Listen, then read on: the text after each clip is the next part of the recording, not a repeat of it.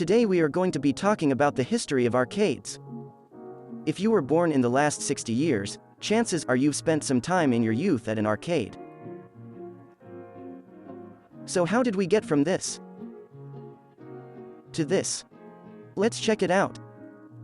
With the Industrial Revolution came a rise in income and free time for the average worker, leading to more focus on entertainment for the masses.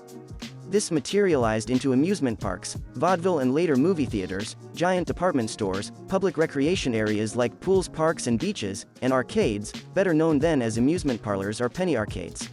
Starting in the later half of the 19th century, coin-operated machines of all types started popping up at fairs, carnivals, pubs and other public meeting areas.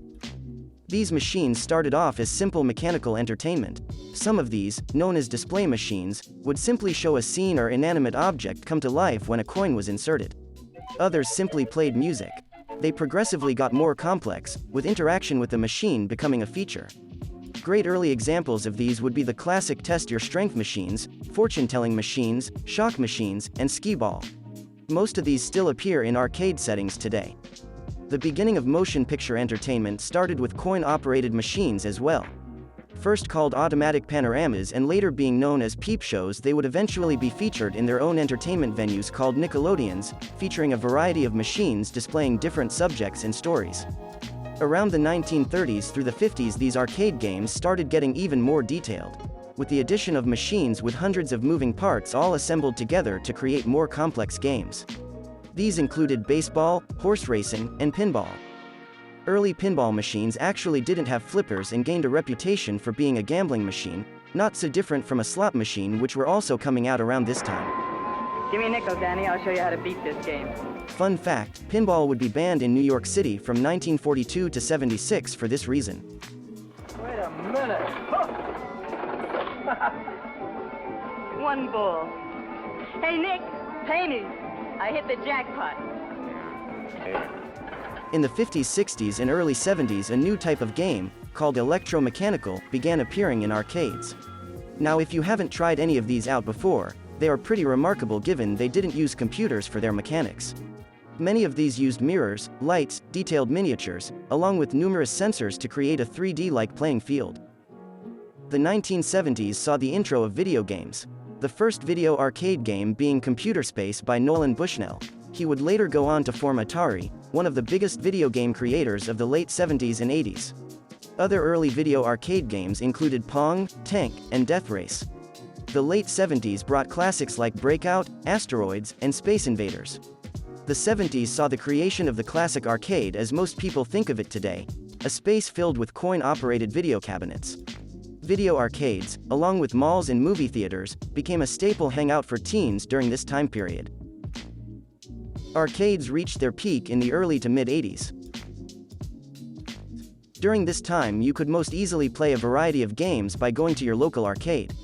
The intro of the home console system would eventually take many customers away from arcades, providing an easier and more convenient outlet to play video games. Arcade players, get ready. The new Atari 5200 Super System is here. With a controller so advanced it plays arcade. Graphics so real it looks arcade. With arcade hits you can't play on any other system. No other home video system can touch it. The new Atari 5200 Super System. It's as good as you are. Arcades didn't die right away though. The 90s saw the intro of larger-than-life immersive games, ones home consoles could not compete with. It's here, with all the speed, realism, and 3D graphics of the arcade game. New fighting games, like Street Fighter, along with racing games, rail shooter games and DDR still managed to keep arcades relevant through the 90s and early 2000s.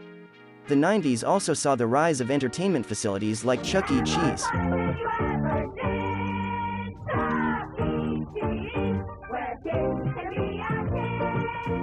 These places would incorporate arcade games along with food and play areas for kids.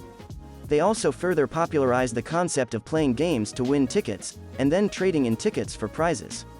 As someone who grew up in the 90s, my memories of arcades revolve around places like these.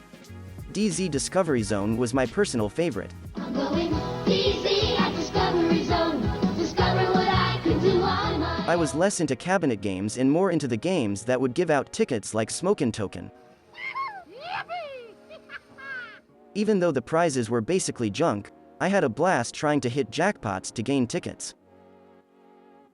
Today, the commercial success of arcades is either based around a retro experience, or is contained within an environment providing more entertainment than just arcade games, such as movie theaters, amusement parks, and places like Dave & Buster's. Virtual reality gaming arcades have also started becoming more popular, since VR headsets and computers are still on the more expensive side. Well, that about wraps up the history of arcades. Let me know in the comments if I missed anything. Stay tuned for more videos exploring other nostalgic topics, and thanks for watching.